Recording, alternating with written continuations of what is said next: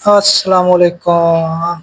उम्मीद करदा तुसीं ठीक ठाक होवोगे, फिट फाट होवोगे। जे अगर अपनी इंडस्ट्री ਨੂੰ ਬਚਾਉਣਾ ਜੇ ਨਾ ਤੁਸੀਂ ਕਿਸੇ ਵੀ ਇੰਡਸਟਰੀ ਨੂੰ, ਤਾਂ ਕਿ ਛੋਟੇ ਛੋਟੇ ਯੂਨਿਟ ਲਾਣੇ ਪੈਣ ਤੁਹਾਨੂੰ ਹਰ ਘਰ ਦੇ ਵਿੱਚ, ਹਰ ਬੈਠਕ ਦੇ ਵਿੱਚ, ਤਾਂ ਕਿ ਗਰੀਬ ਅਮੀਰ ਸੌਖਾ ਹੋ ਸਕੇ, ਤਾਂ ਕਿ ਮਹਿੰਗਾਈ ਘੱਟ ਹੋ ਸਕੇ, ਤਾਂ ਕਿ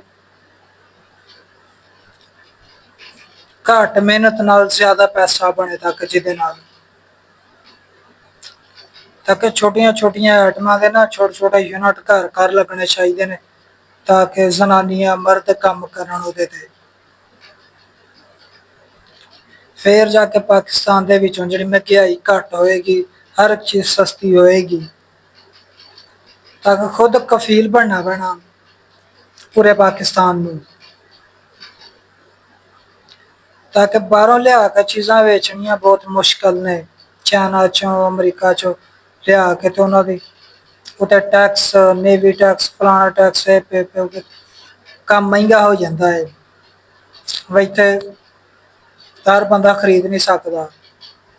ਇਹ ਤੁਹਾਨੂੰ ਘਰ ਘਰ ਜਿਹੜੇ ਨੇ ਨਾ ਲਾਣੇ ਪੈਣੇ ਨੇ ਯੂਨਿਟ, ਫਿਰ ਜਾ ਕੇ ਤੁਹਾਡੀ ਜਿਹੜੀ ਹੈ ਨਾ ਇਕੋਨਮੀ ਔਰ ਮਹਿੰਗਾਈ ਘੱਟ ਹੋ ਸਕਦੀ ਹੈ। ਇਸ ਤੋਂ ਇਲਾਵਾ ਹੋਰ ਕੋਈ ਚਾਰਾ ਨਹੀਂ, ਬਾਹਰੋਂ ਫਿਰ ਡਾਲਰ ਵੀ ਆਏਗਾ, ਮਾਲ ਬਾਹਰ ਜਾਏਗਾ। ਤੇ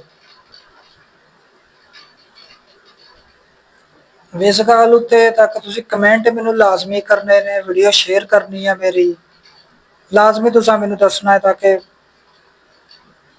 ਕਿਹੜਾ ਕਿਹੜਾ ਬੰਦਾ ਇਸ ਗੱਲ ਤੇ ਰਾਜ਼ੀ ਹੈ, ਕਿਹੜਾ ਕਿਹੜਾ ਬੰਦਾ ਇਹ ਕੰਮ ਕਰਨਾ ਚਾਹੁੰਦਾ ਹੈ। ਤਾਂ ਕਿ ਜਿੰਨੀ ਦੇਰ ਤੁਸੀਂ ਖੁਦ ਕਫੀਲ ਨਹੀਂ ਨਾ ਹੁੰਦੇ, ਉਨੀ ਦੇਰ ਤੱਕ ਇਹ ਚੀਜ਼ਾਂ ਸਸਤੀਆਂ ਨਹੀਂ ਹੋ ਸਕਦੀਆਂ, ਨਾ ਹੀ ਦੋ ਨੰਬਰੀ ਘਟ ਸਕਦੀ ਆ। ਮਿਆਰ ਅੱਛਾ ਦਿਓ,